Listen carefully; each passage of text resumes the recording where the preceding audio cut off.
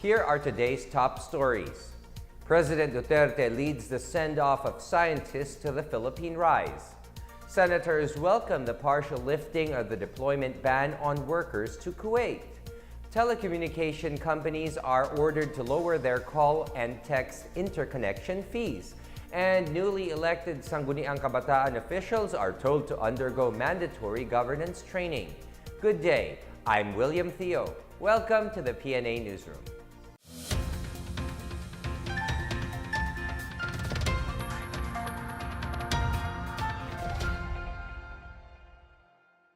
President Duterte joined a delegation to the Philippine Rise where he led the send-off for scientists on an exploratory mission in the area.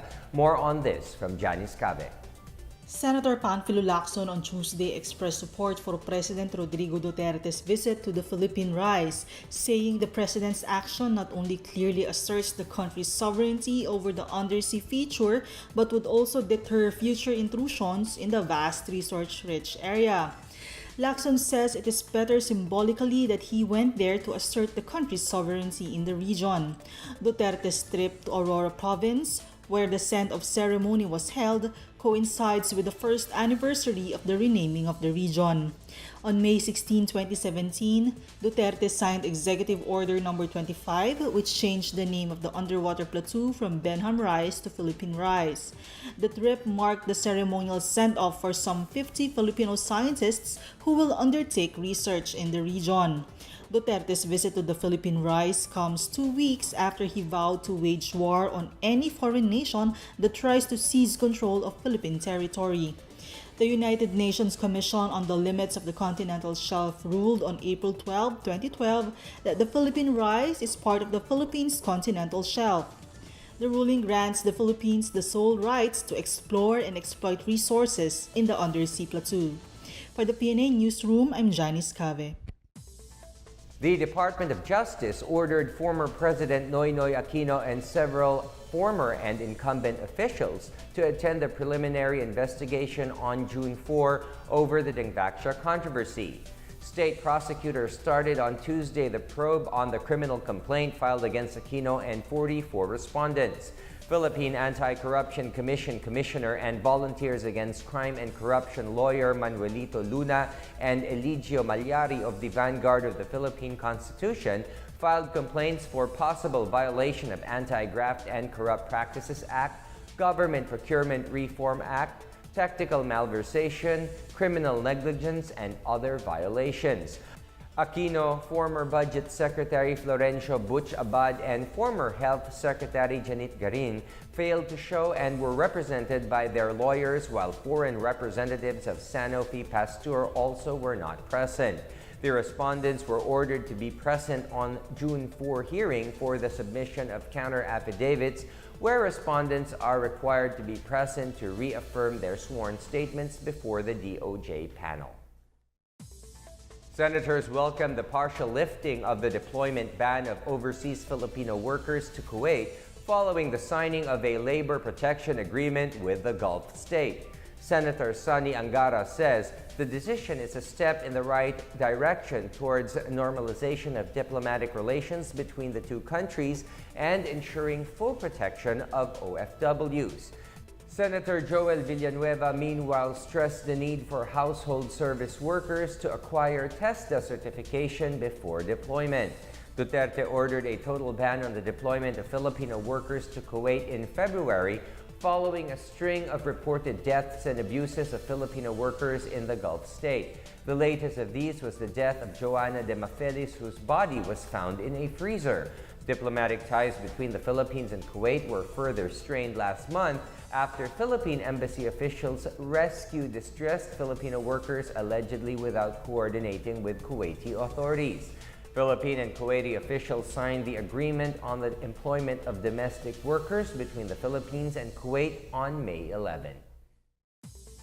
Justice Secretary Menardo Guevara defended President Duterte's call for the resignation of a DOJ official as an exercise of trust and confidence. Guevara says appointed government officials will keep their posts as long as they enjoy the trust and confidence of the president. The president earlier ordered Justice Assistant Secretary Moslemen Macarambon to tender his resignation or get fired due to his alleged involvement in corruption.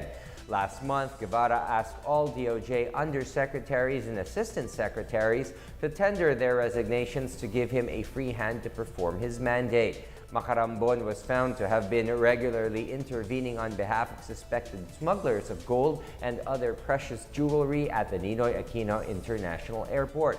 Macarambon denied the allegations, saying this issue involved the taxes of his daughters-in-law. He intends to write to President Duterte and explain his side. The Integrated Bar of the Philippines, or IBP, has condemned the killing of Quezon City Deputy Prosecutor Rogelio Velasco. In a statement, IBP President Attorney Abdiel Dan Elijah Fajardo expressed outrage over the impunity by which lawyers, prosecutors, and judges are being killed. Fajardo calls on authorities to hunt down the perpetrators behind the death of Velasco. Justice Secretary Menardo Guevara has ordered the National Bureau of Investigation to probe the killing of Velasco. He assured that the prosecutors are unfazed in performing their duties despite the latest killing. The deputy prosecutor was killed in an ambush while on his way to pick up his wife from work on Friday afternoon. He was driving in Barangay Holy Spirit when he was attacked by unidentified perpetrators.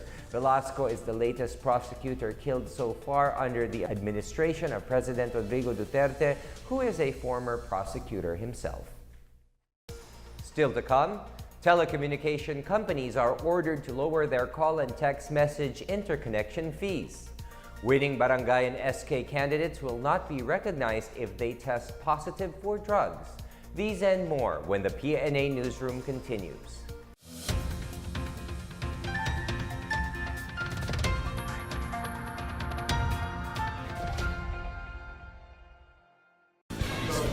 This is Secretary Martin Andanon, and you're watching.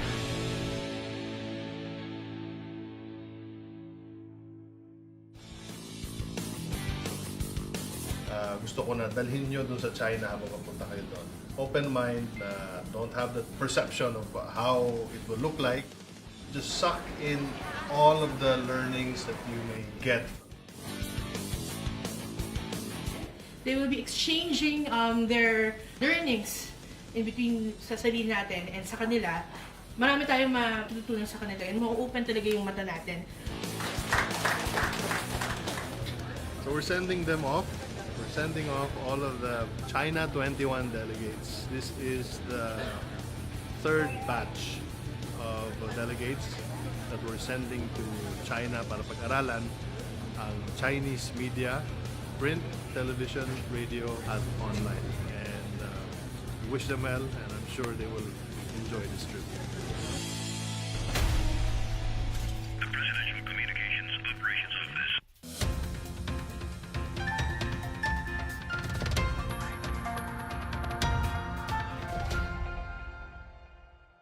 Local telecom companies have been ordered to reduce interconnection fees to bolster competition with the looming entry of a new player. More on this from Miguel Hill. The Department of Information and Communications Technology, through the National Telecommunications Commission, has ordered local telecommunications companies to bring down the interconnection charges imposed on subscribers making calls or sending text messages across networks. This initiative comes amid preparations for the entry of a new player that will encourage competition in the local telecommunications industry.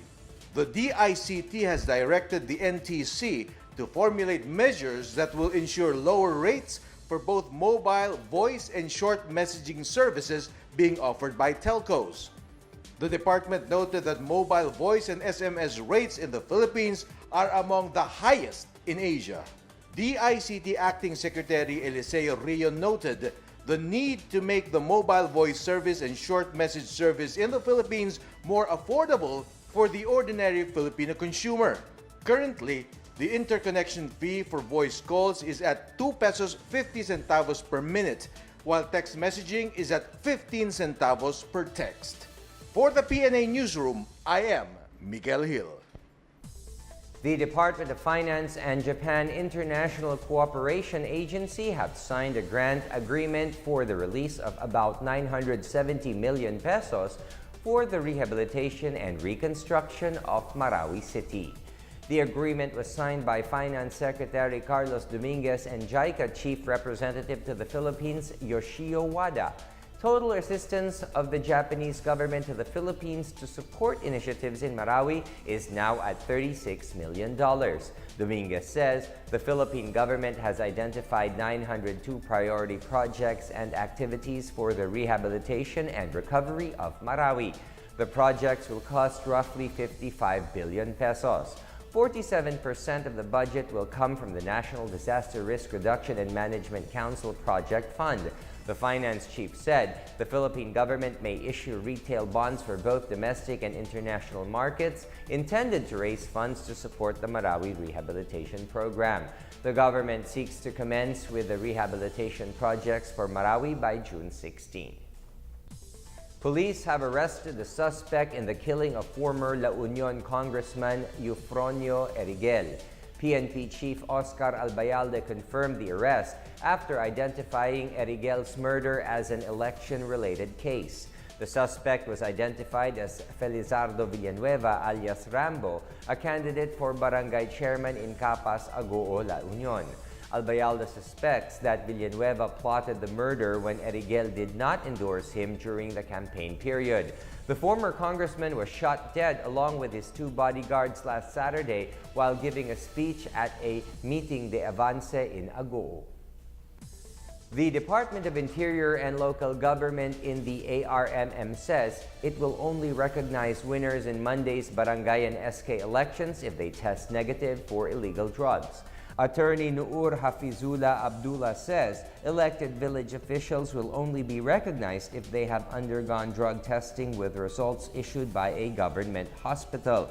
He said each proclaimed official should also forward his or her statement of assets and liabilities, authenticated certificate of canvass declaring they won the election, and the certificate of proclamation to the DILG-ARMM.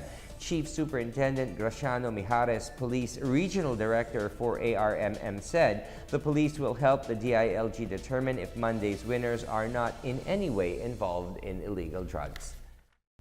The contest for village chief in 7 barangays in Cebu Province resulted in a tie after the counting of ballots in the synchronized barangay and Sangguniang Kabataan elections. Provincial Election Supervisor Leonel Marco Castellano says they received reports of the tied results from the towns of Malabuyok, San Fernando, Tabogon, Alcantara, and Catmon. Based on a COMELEC resolution, the candidates who get the same number of votes must break the tie through a toss of a coin. One of the 1,203 barangays in the province, the COMELEC has yet to proclaim the winners in 10 villages, including the said 7 barangays. The election officer said 99.7% of the barangays already had their proclamation of winners on Monday.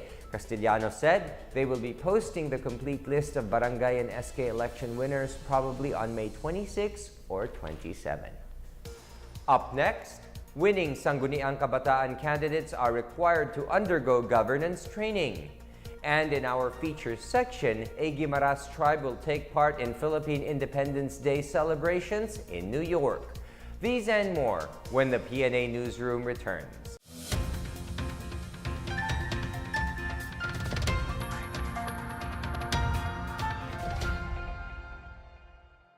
Posible nang may patupad ang total ban sa ENDO o End of Contract ng mga manggagawa sa bansa.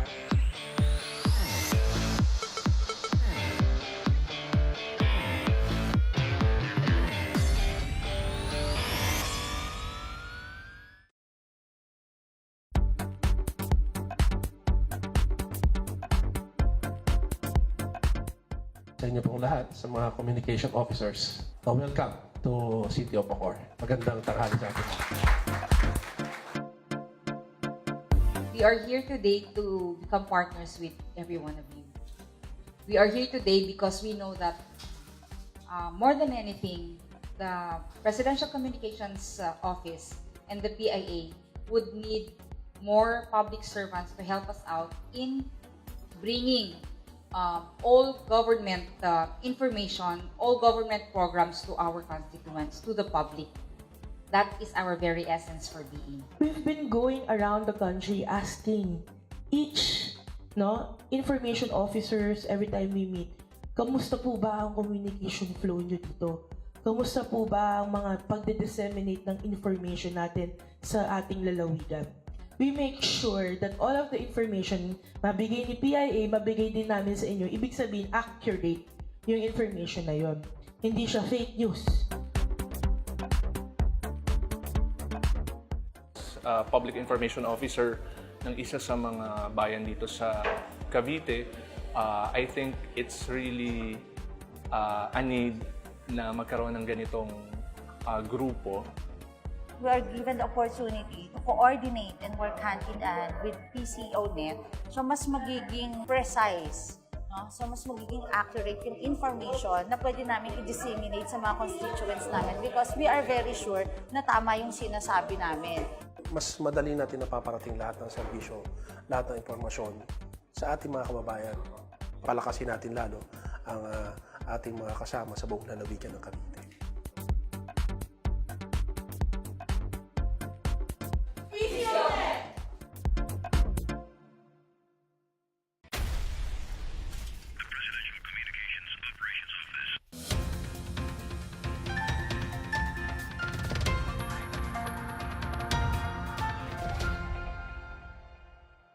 The Commission on Elections reminds winning, losing, and even disqualified candidates in the Barangay and Sangguniang Kabataan elections to file their Statement of Contributions and Expenditures, or SOCEs.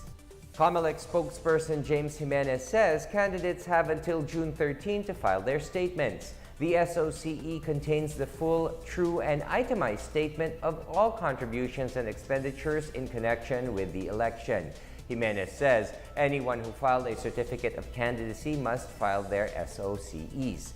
Failure to do so would bar them from assuming their post and may affect their chances of running in the next elections. A second or subsequent failure means the offender shall be subject to perpetual disqualification to hold public office. Elected Sangguniang Kabataan officials will undergo mandatory training with the Department of Interior and Local Government. DILG spokesperson Assistant Secretary Jonathan Malaya says the training will be held from May 17 to 26 with the assistance of the National Youth Commission and local government leagues. The training package aims to equip SK officials with a proper knowledge about fulfilling their duties. This includes modules on decentralization and local governance, issuing resolutions, planning and budgeting, and proper decorum as public officials. The DILG says non-attendance without a valid reason will be considered as a ground for disqualification or disciplinary action. Coordinated suicide bombings targeted 3 Christian churches and a police station in Surabaya, Indonesia. Based on the latest reports, the bombings on May 13 to 14 killed at least a dozen individuals, 13 attackers and their children, and wounded 50 more. The bombers, which reportedly consisted of a family of 6, were linked to extremists connected to the Islamic State. Meanwhile, the Department of Foreign Affairs says no Filipino fatality has been reported in the wake of the series of suicide bombings. In a statement, the DFA, through the Philippine Embassy in Jakarta, said it is now in touch with members of the Filipino community in the city. The DFA advised the more than 250 Filipinos residing in Surabaya to remain vigilant and to limit their movement until the situation normalizes. Filipinos in need of immediate assistance may contact the Philippine Embassy at 62-878-853-73273. A tribe from Guimaras will represent the province as it performs at the Philippine Independence Day celebration in New York City in the United States. More on this from Maricor Zapata. The winning tribe of the Guimaras Manggahan Festival cultural presentation will perform for the first time in Madison Avenue, New York at the 120th Philippine Independence Day celebration in the U.S. on June 3. Guimaras Tourism Officer Liberty Ferrer says they will bring 29 student performers of the Hubon Mangguguma of the Manggahan Festival and 10 officials from the province of Guimaras. The group will have a series of performances in Washington, D.C., Pennsylvania, and New Jersey. While in the U.S., they will have street dancing and cultural performances showcasing Western Visayas dances. Hubon Mangguguma was the champion of the 2018 Kasadyahan Festival of the Dinagyang Festival and first runner-up in this year's Aliwan Fiesta. The tribe's presence is expected to be a bigger promotion for tourists who will come to Guimaras and the whole of Western Visayas. At present, foreign tourists account for about 2 to 5% of the arrivals in Guimaras, while a big chunk are domestic tourists coming from Western Visayas.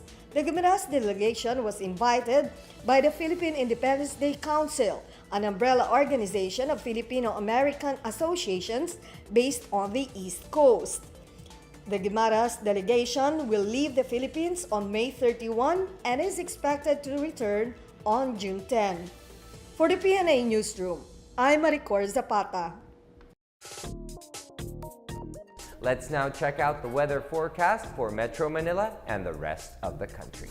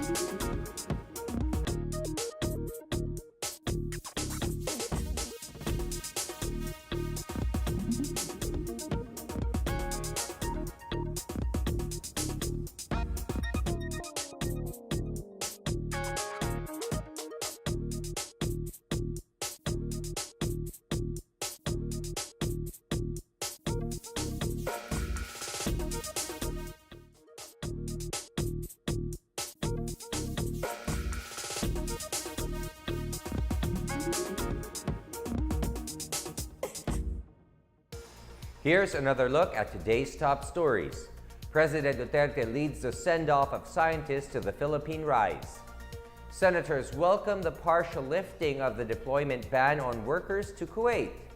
Telecommunication companies are ordered to lower their call and text interconnection fees. And newly elected Sangguniang Kabataan officials are told to undergo mandatory governance training. Thank you for watching another edition of the PNA Newsroom. To check out these and other stories, visit the PNA website or follow the Philippine News Agency on Facebook and Twitter. For more stories about the government and how it serves the Filipinos, look for these hashtags in all of our social media platforms and websites. Before we go, remember that discipline makes us civilized, so let's always exercise proper discipline. And that's your daily dose of the latest news and information that you need to know. From the PNA Newsroom, I'm William Theo. Good day.